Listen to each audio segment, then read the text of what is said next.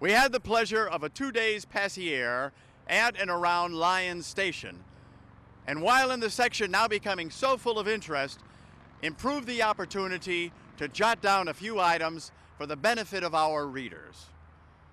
Let me read you the headline from an article in the Los Angeles Daily Herald newspaper dated March 28, 1875. Up in the mountains. 2 days in and around Lyons Station. The railroad tunnel, a Herculean project. The oil region, a greasy subject, but it may prove a rich one. Reliable information about the much mystified section. The much mystified section they are talking about is south and west of what today we call the city of Santa Clarita. Hello, my name is Philip Scorza, and I'd like to welcome you to our show, Points of Interest. The Herald was a newspaper published daily in Los Angeles starting in 1873. On March 28, 1875, a reporter for the paper wrote a long story about a 2-day visit he paid to our area. The town of Newhall hadn't been started yet. Very few people lived here. Apparently, the area was little known to the readers of Los Angeles and not easy to travel to or through. Only 10 years earlier, in 1864, the first road leading north out of the San Fernando Valley was completed. That road is called Beale's Cut, and it's where our reporter started his visit, and we're going to follow along.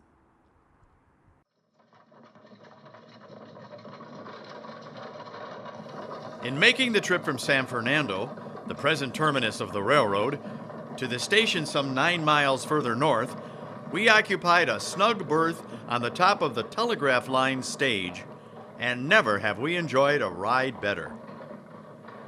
The night air was cool and exhilarating and well to be appreciated under good heavy wrappings. The moon and stars, out in full brilliancy, rendered every object along the line almost as distinctly visible as by daylight.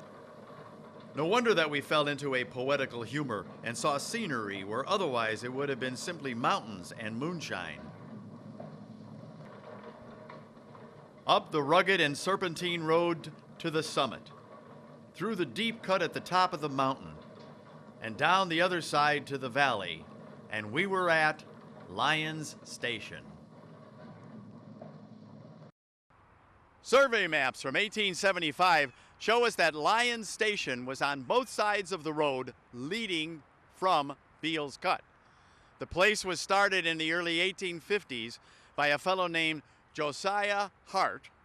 After several buyers and sellers, the outpost was purchased by Sanford Lyon and renamed Lyons Station.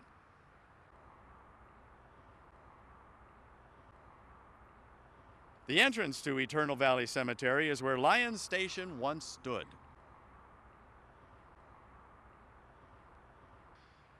About this time, a fellow named John Butterfield started the Butterfield Overland Stage Route to take travelers from Missouri to California.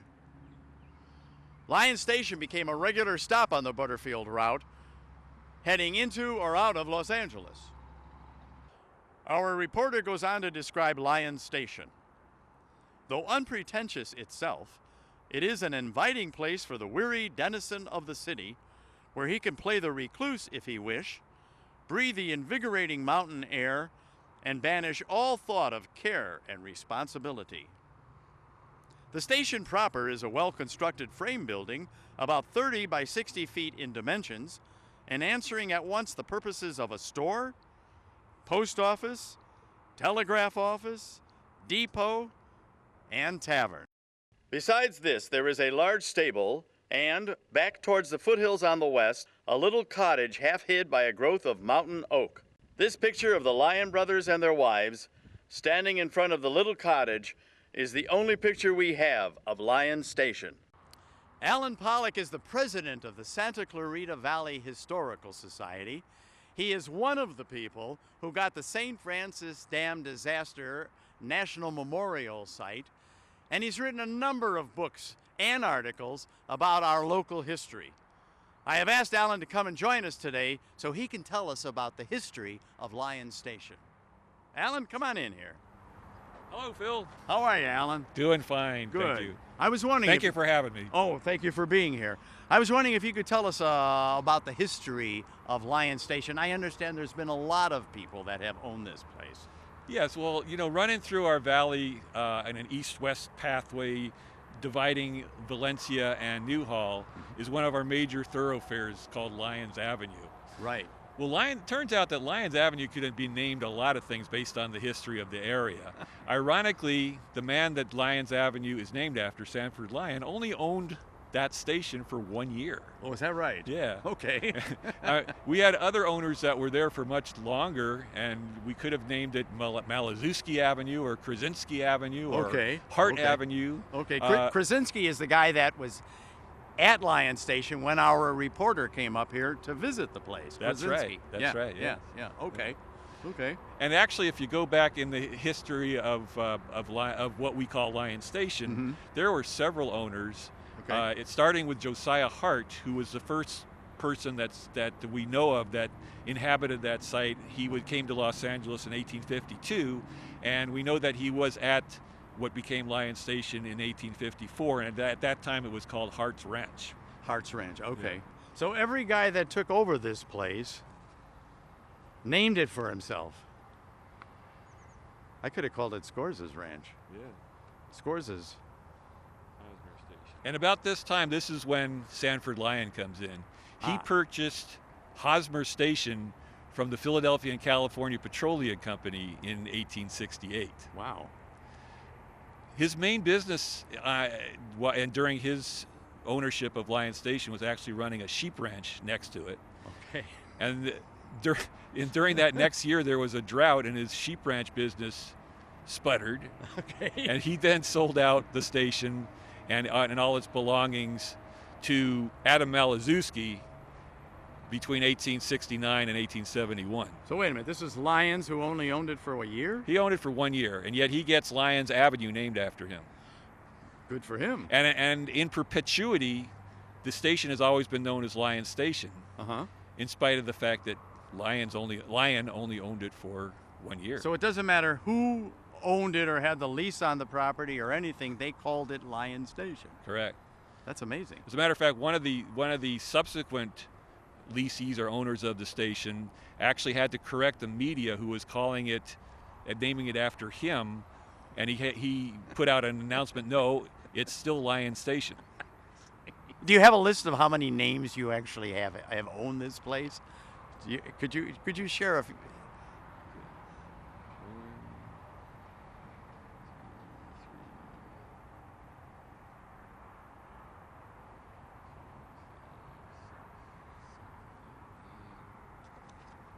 There are 10 people that have leased or owned the station. 10 people. And it got named after one guy who was here for a year. Actually, I'm wrong. What? There was 11 because the very last owner technically of Lyons Station was Henry Mayo Newhall. Ah, okay. So Henry Mayo ended up with the property for himself then. He took it over in 1879, and he pretty much presided over the demise of the station, which is really what he wanted. Anyway. Oh, interesting. Yeah. Okay, so when our reporter came up here in 1875, and he comes to Lyons Station and he meets this guy named Krasinski, correct, who had the lease on the place. Okay, now who did he have the lease from? He was leasing from Adam Malazewski. Krasinski was leasing from Malazewski? Yes. So when I go to the Vons on the corner of Lyons and Wiley Canyon, I could be going to the Vons on the corner of Krasinski and Malazewski. Exactly. Wow. Yeah. That's amazing. There's no reason that, although, look. Well, it's easier to spell. Sanford Lyon was definitely a significant pioneer of the Santa Clarita Valley. Yes. And perhaps you named Lyons Avenue because of that. But Lyons Avenue, just take note that Lyons Avenue is not the correct name of Sanford Lyon. Right. It didn't have an S at the end of the name. That's right. So presumably then it's either a misnomer or it was named after Lyons Station. Right. And but it is easier to spell Lyon than it is Malazewski. And the thing is, though, so while I would definitely credit Sanford Lyon with being a significant inhabitant or pioneer of the Santa Clarita Valley, Lyons Station, I don't know if the avenue necessarily. But if I remember correctly, Lyon Station became Eternal Valley Cemetery, and we have a pioneer section in the cemetery, and one of the people buried in our pioneer section is a Lyon. Yes. Sanford, or? That's Sanford Lyon. That's the brother. Yeah. Cyrus Lyon Cyrus Lyon, first of all, did not purchase.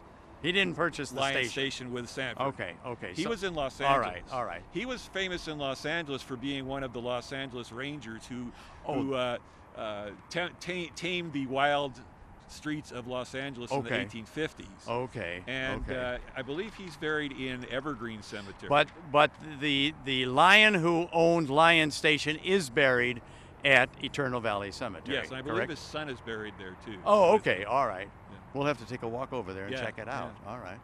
Well, thank you. Thank you for telling us about this. This is amazing. I love this stuff. It's really an and our local historians didn't quite get this story right. Well, I could see why they would get it wrong. There's so many Yeah. people that own this property. Yeah. I mean, let's face it. So part of what we're trying to do now is debunk some of the misinformation that came down to us. And you're the guy that's going to do it for us. Thank you, Alan. I'm hoping.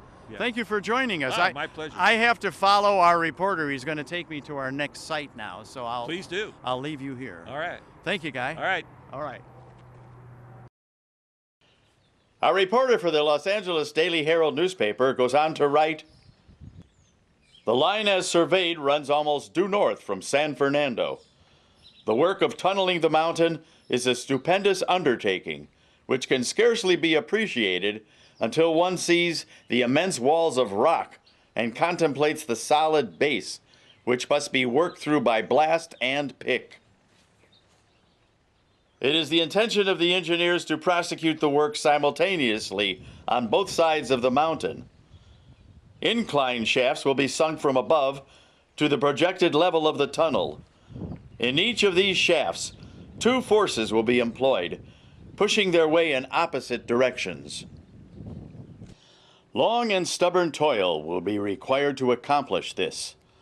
And if at the end of 18 months a ray of light flashes through the mountain, the most sanguine expectations will meet a realization." We passed two camps of railroad graders, whose white tents gave a picturesque setting to the little canyons and benches where they nestled. Other parties are scattered about at convenient points, and all making preparations for the grand work ahead. The grand work our reporter is talking about was the digging of the railroad tunnel under our mountain. Here to tell us more about this is a fellow member of the Santa Clarita Valley Historical Society, Mr. Mike Jarel. Mike, thank you for joining us. Hi, Phil. How are you, sir? Doing great on this beautiful spring afternoon. It is, isn't it? Our reporter, who was writing for the LA Herald newspaper, said that this was in March of 1875, he said that there wasn't much railroad work going on around here. What was happening in our area for railroads? Well, that might have been true because of economic situations going on at the time, but there had been quite a bit of railroad construction actually in the Los Angeles area. Oh. But it was very isolated. In 1872, the very first railroad in Southern California, the Los Angeles and San Pedro Railroad, was built from the harbor at Wilmington up to Los Angeles.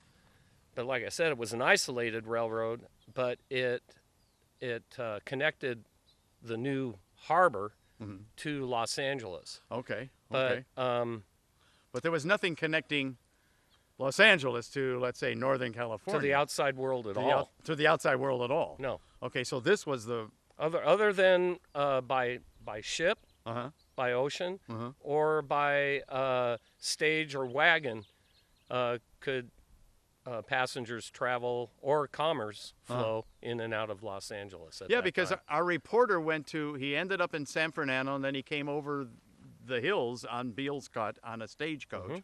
And then how did they possibly build this tunnel without the use of machines and gasoline and power diggers or any of that stuff? Okay, and how did they go about digging this incredible thing? Well, they had some really talented surveyors, I'll tell you that, because they actually started building north while work was still underway over the Tehachapi's into Mojave. And in 1873, the railroad had been built, had been extended from Los Angeles up to San Fernando. Right. And then in the spring of 1875, work began on the tunnel itself. And they sent forces down here to start work at the northern end of the tunnel, and then forces started at the southern end. And then they also built 2 shafts down from the top of the mountain down to where the tunnel actually needed to be built. The level of the tunnel. And again, just the surveying that went into this is incredible. Okay. Because they were building from 2 directions, plus 2 shafts that they were also building both directions out of. So you had 6 crews. Okay. Working simultaneous towards each other. Okay. And they only missed by inches. Wow. So let me just see if I got this straight. So they dug shafts down, and then when they got to the bottom of the shaft, they turned in opposite directions, and they dug. They knew exactly how deep to build the shaft and where to start. That's amazing. And you could just imagine if you just turn just slight. Right. And start heading in the wrong I know, direction. because I'm thinking to myself, if I had done something like this, you would be going in 4 different directions at 3 different levels, and I never would have gotten that straightened out. That's it looked just like amazing. an ant colony under the mountain, right? Yes, and they worked on this for how long? It took a little over a year. They started in the spring of 1875, and in July of 1876, the crews met. They all met. Okay. And then it took another month to clean out the tunnel and get it all timber lined and lay track, and it didn't. They had already built the railroad south from Mojave through Soledad Canyon. Okay. Or were in the process of it, and the rail crews met at Lang. Okay. And that was in September of 1876, if I have the month right. Okay. It was like July.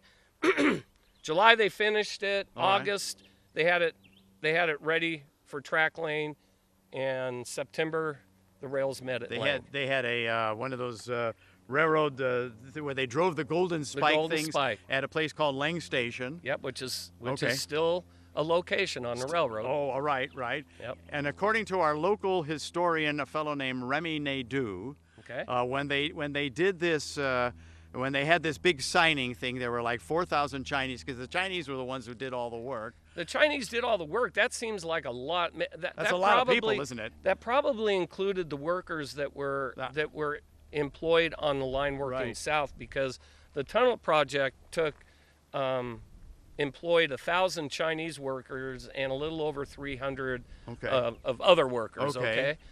So obviously the Chinese were quite prominent in the building of the tunnel. Because according to Remy Naidoo, he said something about the Chinese were standing there leaning on their shovels, quote, like an army that had just fought their battle and now they were at rest, or something like that. So it was, and then of course the train started running and went right through Mr. Newhall's property, and the town of Newhall started and all that stuff. Well, don't forget, Mr. Newhall was on the board of directors of the Southern Pacific. That helps. So that may have played a little bit into that. Okay. Thank you, Mike, for coming here and showing it to us and telling us all about this. I really appreciate it. My pleasure. All right.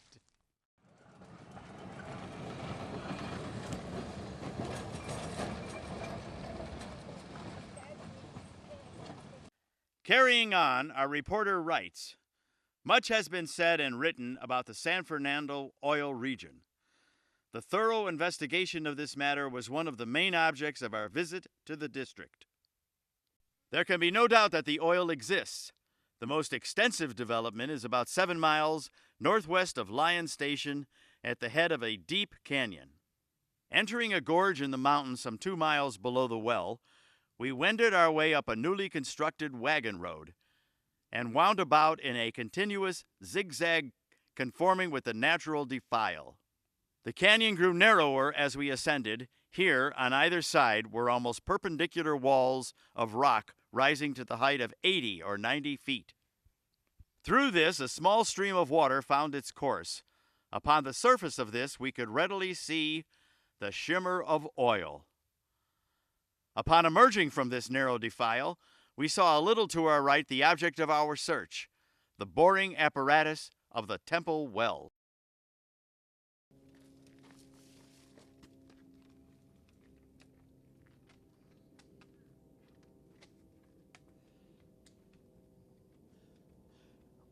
Our reporter, oh, by the way, we don't know our reporter's name. Apparently, they did not give bylines reporters' names back then. Anyway, our reporter arrived here on a Sunday, and the only person that was here was the cook. And the cook knew absolutely nothing about digging oil wells. However, our reporter did find out that they had dug down about 200 feet. They have already gotten 35 barrels of oil, and then the whole well caved in, and they had to dig another well. I asked my friend Evan Decker to join us on the hike. Evan used to be on the board of directors of the Santa Clarita Valley Historical Society, and currently he's a volunteer at one of the most historic sites in our area, and we're going to talk about that site in just a few minutes. Evan, come on in here, would you please? Hiya, Phil. Thank you for having me. Thank you for being here, Evan. So our reporter was here in 1875, and he tells us that there were a lot of people up here that were looking for and digging for oil. Right. Obviously, they wanted to become rich. Correct. And eventually, some people did find oil and become wealthy, and it brought a lot of wealth and enterprise to this whole area.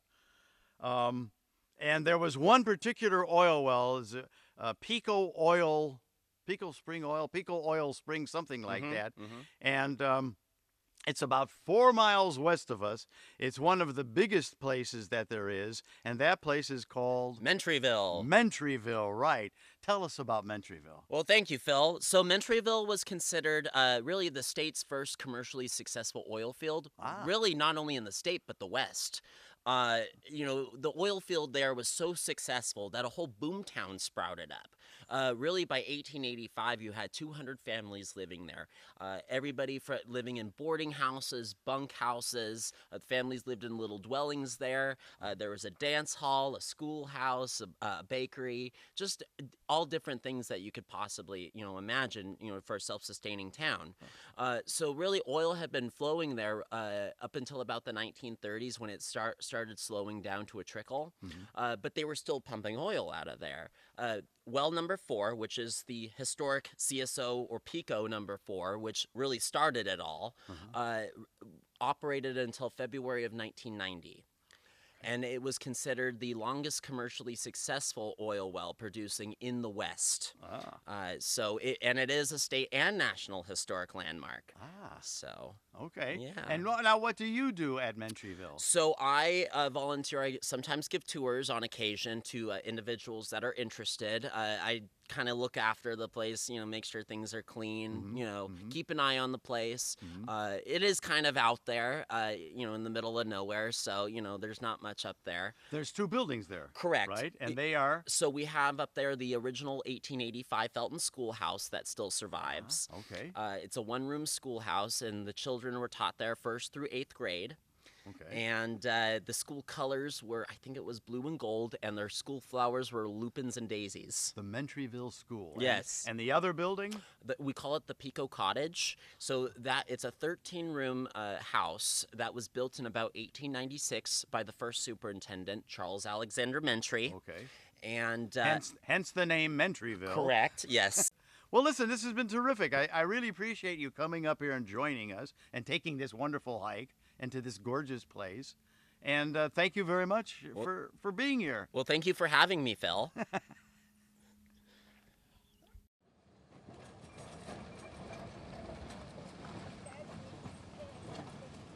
In general, we conclude that there is an oil-bearing stratum at least 15 miles in length, running northwest and southeast and underlying all of the springs and oil claims which we have described.